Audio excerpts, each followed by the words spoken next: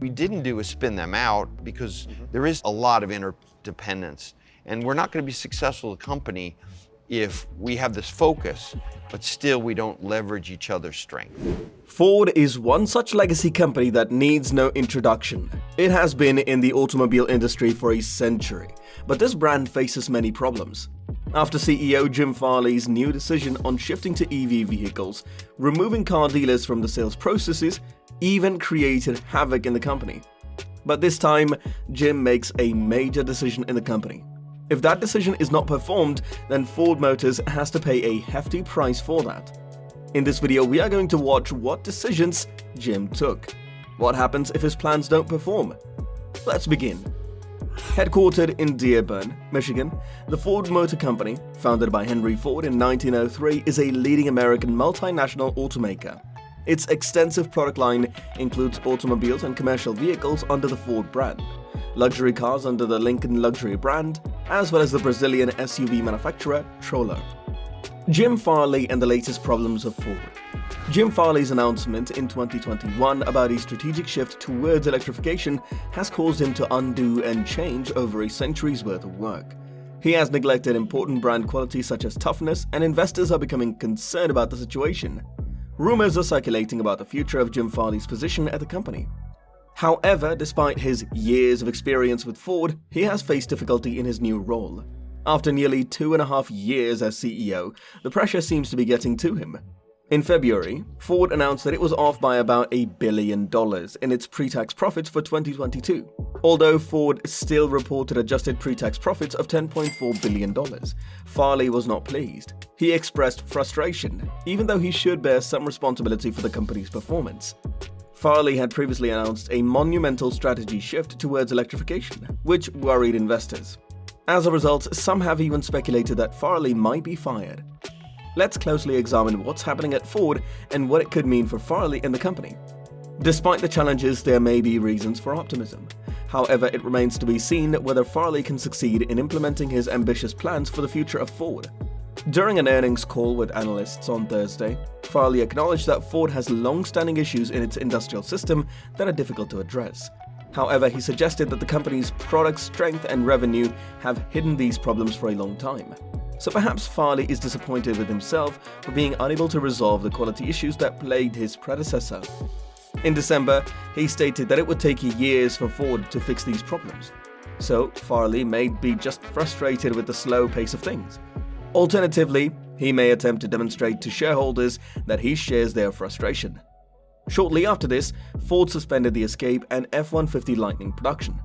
It is currently uncertain how this will affect new car buyers in practice. Brand reputations can take years or even decades to build up or destroy. Hyundai is a prime example of this. For many years, it offered extremely subpar vehicles in the United States. However, eventually it improved and redesigned its image and is now regarded as one of the industry's most reputable automakers. Ford finds itself in an odd situation. While many customers like Ford products and deem them very good, there is also no denying that the company has a problem with quality. Farle was promoted to fix this, but it's beginning to look like the job is too big for one person. Unfortunately, Ford's reputation hasn't been affected by this yet. Even though the company has been plagued by recall after recall, people still think of Fords as fairly well-built American cars.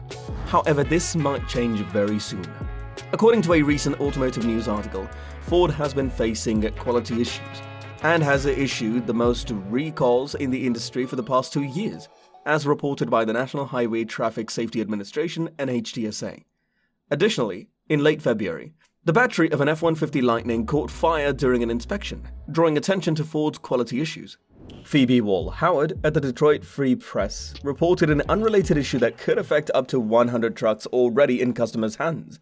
This issue does not involve fires, but could cause the pickup truck to lose power while moving or prevent it from going into drive. In response to this situation, Martin Gunsberg stated that Ford monitors vehicle data to ensure their vehicles perform as expected. Within the industry, it has been discovered that certain vehicles are experiencing underperformance in their high-voltage batteries, potentially leading to reduced functionality.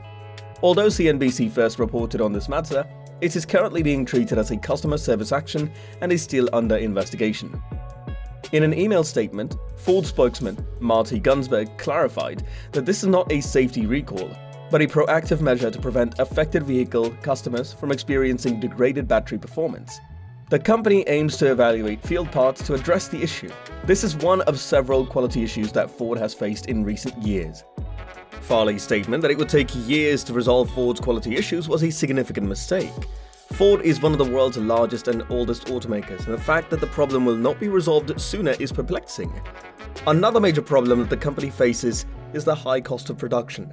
During a recent conference call, Farle stated, "We can cut the cost and cut people. We can do that quickly. We'll do whatever we need to."